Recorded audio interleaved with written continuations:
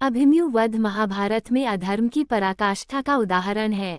महाभारत युद्ध के 13वें दिन की बात है। युधिष्ठिर को चक्रव्यूह में फंसाकर बंदी बनाने की मंशा से कौरवों ने अर्जुन को दक्षिण की ओर युद्ध में फंसा रखा था। युद्ध के नियम के अनुसार यदि कोई योद्धा किसी योद्धा से युद्ध करते समय बीच में युद्ध छोड़कर भाग जाता है तो उसे हारा हुआ माना जाएगा। इस कारण से अर्जुन दक्षिण की ओर ही युद्ध कर रहे थे।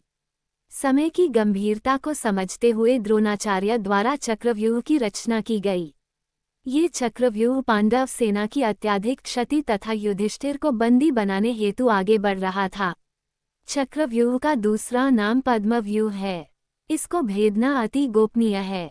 युधिष्ठिर को चक्रव्यूह भेदना नहीं आता था। यदि वह इस चक्रव्यूह में आते हैं तो निश्चित ही बंदी बनते और पीछे हटते तो उनकी हार मानी जाती। कौन कौन चक्रव्यूह भेदना जानता था?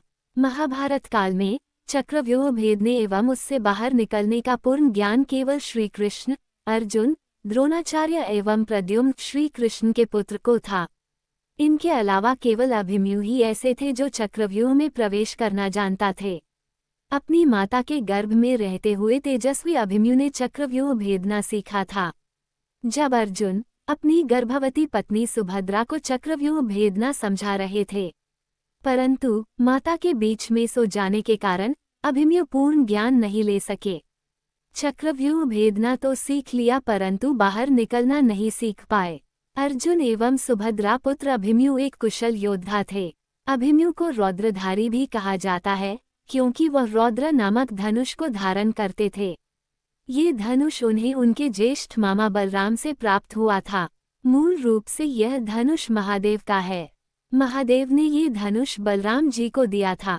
अभिमन्यु को क्यों जाना पड़ा चक्रव्यूह में? अपनी वीरता एवं दृढ़ता का परिचय देते हुए वीर अभिमन्यु ने महाराज युधिष्ठिर से चक्रव्यूह भेदने की आज्ञा मांगी। युधिष्ठिर ने अभिमन्यु को आज्ञा नहीं दी, परंतु दृढ़ एवं विवेकी अभिमन्यु ये जानते थे कि उसके अलावा वहां उपस्थित योद्धाओं में से कोई भी चक्रव्यूह को भेदना नहीं जानता था। वो ये भी जानते थे कि यदि युधिष्ठिर इस चक्रव्यूह में गए तो उनका बंदी बनना तय है। साथ ही धर्म युद्ध यहीं पर समाप्त हो जाएगा। धर्म की हार होगी और अधर्म की जीत हो जाएगी। कौरवों की कुटिलता एवं समय की गंभीरता को समझते हुए अभिमन्यु ने आप ही चक्रव्यूह में जाने का निर्णय लिया।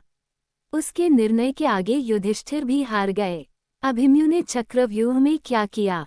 जब अभिमन्यु व्यूह में घुसे, जयद्रथ ने व्यूह का द्वार बंद कर दिया। वहीं युधिष्ठिर, भीम, नकुल, सहदेव अपने ससुर द्रुपद के साथ चक्रव्यूह में घुसने का प्रयास करते रह गए, परंतु व्यर्थ। व्यूह के बाहर उन्हें जयद्रथ जैसे कौरव पक्ष के योद्धाओं से युद्ध भी करना पड़ रहा था।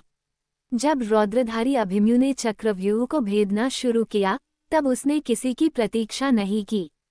वीर सुभद्रा नंदन एक के बाद एक घेरे भेदते गए।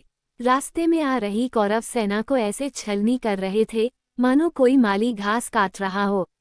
अभिमन्यु युद्ध में एक छोटे से बालक थे परंतु अतिश्रेष्ठ योद्धा।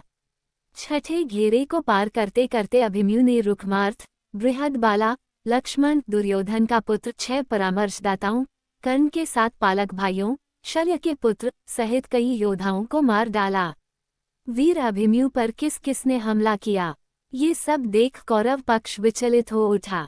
वीर अभिमन्यु से कौरव पक्ष के योद्धा एकल युद्ध करने में अक्षम प्रतीत हो रहे थे।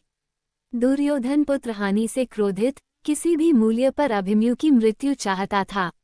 उसने द्रोणाचार्य से अभिमन्यु पर मिलकर हमला करने का आदेश दिया। महाभारत के युद्ध में जो पक्ष अधर्म का प्रतीक था उसने अपना परिचय देते हुए अधर्म की पराकाष्ठा दिखलाए। युद्ध के नियमों को तोड़ते हुए वीर योद्धा अभिमन्यु को बहुत सारे योद्धाओं ने मिलकर क्षति पहुंचाई। वीर बालक अभिमन्यु पर द्रोणाचार्य, दुशासन, अश्वत्थामा, कर्ण, शकुनी, दुर्योधन, कृपाचार्य, कृतवर्मा, वृषभसेन और द्रुमसेना द्वारा हमला किया गया था। सारे योद्धा मिलकर इतनी वेग से अभिमन्यु के रथ पर हमला कर रहे थे कि अभिमन्यु का रथ टूट गया, परंतु अभिमन्यु ने हार नहीं मानी। अधर्मियों के अधर्म की पराकाष्ठा। वह धरती पर खड़े होकर भी युद्ध करते रहे। उसकी ढाल मार के गिरा दी गई तब उन्होंने रथ का पहिया हाथ में उठाकर उसे ढाल बनाकर युद्ध किया। इसी बीच जयद्रथ ने पीछे से महान योद्धा अभिमन्यु की पीठ पर भाले से प्रहार किया। भाला वीर अभिमन्यु के शरीर को भेदता हुआ बाहर निकल गया। फिर एक के बाद एक कौरव पक्ष के योद्धाओं ने अभिमन्यु पर बार बार वार किया। सुभद्रा नंदन अभिमन्यु वीर गति को प्राप्त हो गए। साथ ही उन पर वार करने वाले कौरव पक्ष के सभी योद्धा निम्न प्रतीत हुए।